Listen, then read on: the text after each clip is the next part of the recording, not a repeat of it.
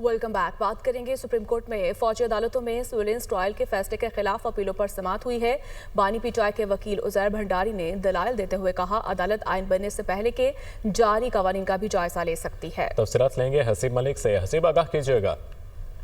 देखिए, ये फौजी अदालतों में सिविलियंस के ट्रायल के फैसले के खिलाफ अपीलें हैं जिसके ऊपर समाअत जारी है और बानी पीटीआई के वकील उजैर भंडारी की जानिब से दलाइल का सिलसिला भी जारी है। उजैर भंडारी की जानिब से ये मौक़िफ़ इख्तियार किया गया कि आइन बनने से पहले के जारी कवानीन का भी अदालत जायजा ले सकती है, जिसके ऊपर जस्टिस जमाल खान मंदोखेल की जानिब से इस्तफसार किया गया कि 2D1 और 2D2 को निकालने के बावजूद भी क्या मिलिट्री जस्टिस सिस्टम चलता रहेगा, जिसके ऊपर उजैर भंडारी की जानिब से अदालत को बताया गया कि ट्रेन चलेगी। सवाल है कि किसको बिठाया जा सकता है और किसको नहीं।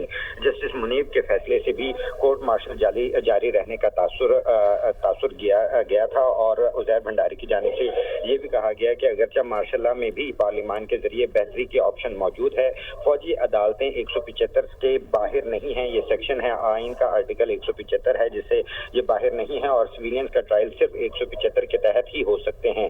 उजैर भंडारी की जानिब से ये भी कहा गया कि फौज जो है वो 245 के दायरे से बाहर नहीं जा सकती, जिसके ऊपर जस्टिस जमाल खान मंदोखेल की जानिब से इस्तफसार किया गया कि क्या आइन का आर्टिकल 8(3) के मकसद के लिए बनाया गया है और अदालतें दूसरों का ट्रायल कर सकती हैं। आइन के तहत आर्म फोर्सेज एग्जेक्टिव के मातहत हैं, जबकि उनका ये भी कहना था कि क्या एग्जेक्टिव के मातहत फोर्सेज अदालती इख्तियार का इस्तेमाल कर सकती हैं या नहीं कर सकती।